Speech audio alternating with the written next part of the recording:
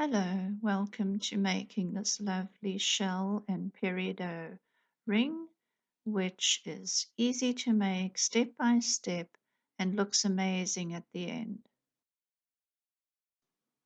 We start by taking 4 strands of wire, copper wire, and making sure it's nice and straight.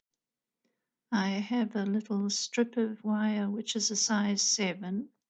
This helps me to keep an eye on the size that I'm after. Take a thin wire and wrap a section about 4 centimeters from the end of those wires. Make sure to keep it nice and even. Your wires must line up and be as flat as you can make them. We wrap this little section and then another section at the end and just follow the size of the ring that you're trying to make. So we're going to wrap the wire around, make a wrapping, and then leave a gap and then do a second wrapping, and this will be the part of the ring that wraps around, meets at the top, and the stone is secured on that. So then you have wrapped your 2 ends of the ring and then wrap around the mandrel to get a nice round circle. You can at this stage already see what a pretty ring it's going to be. It's very exciting because it's like a blank canvas and there's so many variations of the rings you could make from here. You can even check for size at this stage because it's almost formed to that size. It is a good idea to keep checking on size just to make sure you're getting the one you want. From here, you're going to go to joining the 2 ends together, securing them so that they are nice and strong. Take one of those little tails of the copper and just wind it around and start to shape that ring. If you're making this ring for yourself, then it's easy to keep checking the size. If you're making as a ring order, then keep checking that size on a ring sizer so that you keep it at the exact size, because as you work, the size can change. It can either stretch out a bit or it can tighten up. You can tidy up that join, push the ends together so that it's all nice and neat. This part will be hidden by the stone, but it's still nice to have it all tidied up. You can see that I take a lot of time with just getting this part right, because this is the strength of your ring and it's a setting for where your stone will go. So it has to be nice and flat, a little platform for your stone to sit. I have chosen this lovely little disc of Paua shell. In South Africa, we call it the perlemoen. This particular one is from New Zealand and so very pretty. All those iridescent greens and blues. I love them. Thread that little disc. It has a hole through it. Thread it onto one of your tails and wrap it around. Secure it in place. And then I use a drop of super glue on the back just to hold it while I'm doing the setting. It keeps it nice and firm. At this stage, you could do so many different designs. It's amazing. And I just love sitting there and looking at it for a little while to see which way to go. I take the 2 short wires and put them over the top of the disc just to make an extra little setting.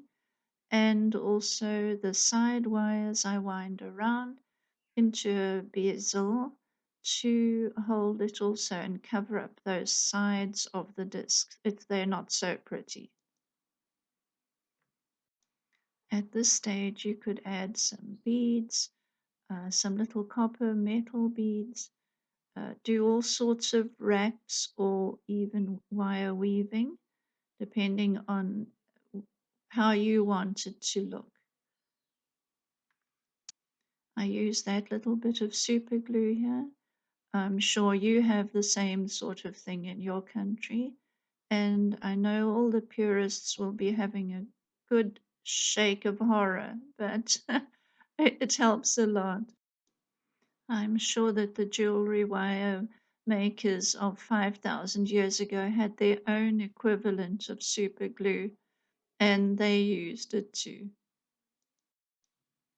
I'm going to do a wire wrapping on that nice long, those two long tails, and just wrap thin 0.4 millimeter wire around and around and to almost at the end.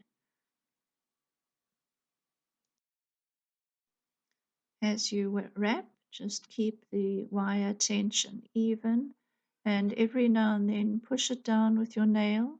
And when you've finished, you can squeeze very gently with the pliers just to make sure it's all nice and secure, that nothing moves along the wires.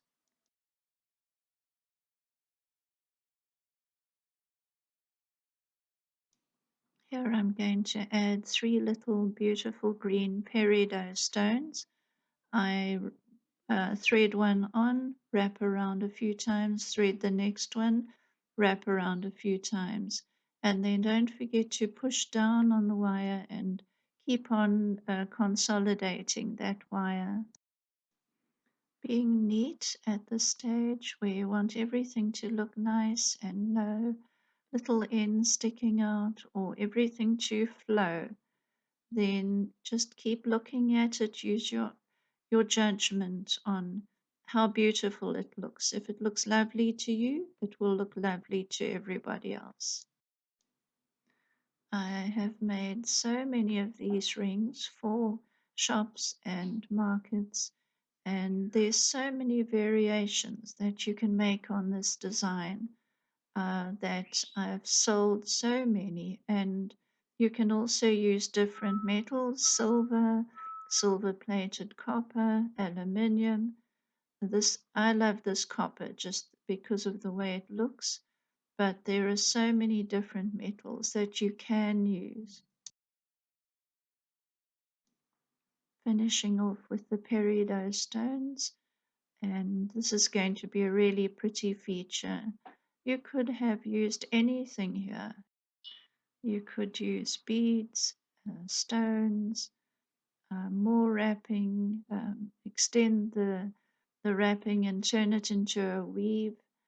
There's just so many ideas that I have for these rings. I mostly use this wire, which I get from an electrical company, because here in South Africa there's not too much available, or it's very costly. Now I've finished that wrap with the pretty peridot, and I'm looking at the ring, trying to decide which is the best shape to bend it to. It either looks right or it doesn't. So I may try one or two variations. Here we go. I'm trying to bend it the one way. You can try a few times without weakening that wire. You wouldn't want to bend it backwards and forwards because it'll suffer from metal fatigue and in the end just snap, and you'll lose the strength in the wire. But try it a few ways.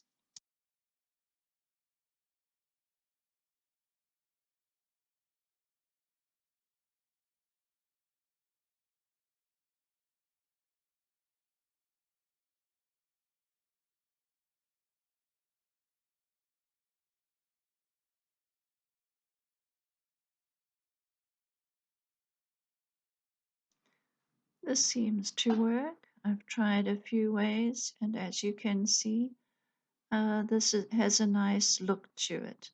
So I think I'll stick with this one, and then I'm going to tuck in all the ends and tie off all the little tails and stitch them into the main body of the ring.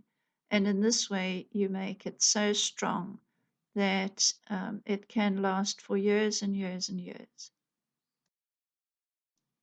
I tuck in all those little 0.4 millimeter tails, twist them together, tuck them underneath, and make sure that they're well hidden away so that they wouldn't cause any scratching or catching on the person's clothing. You want it to be comfortable as well as pretty.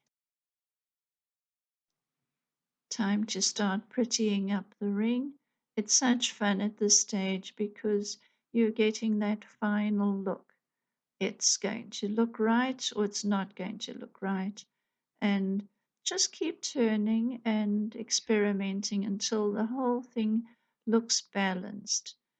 I curl in the ends. I cut some of the ends that are too long and curl them in and twist them until it looks just absolutely perfect.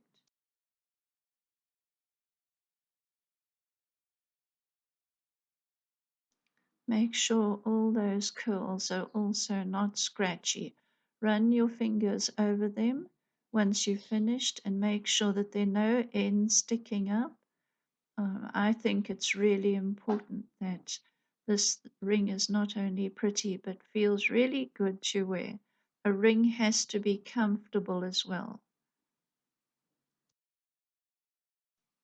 I do hope that you've enjoyed this tutorial and that you make many, many beautiful rings of your own. And if you like, send me a picture. I'd love to see what you make as well. Thanks for watching. Bye bye.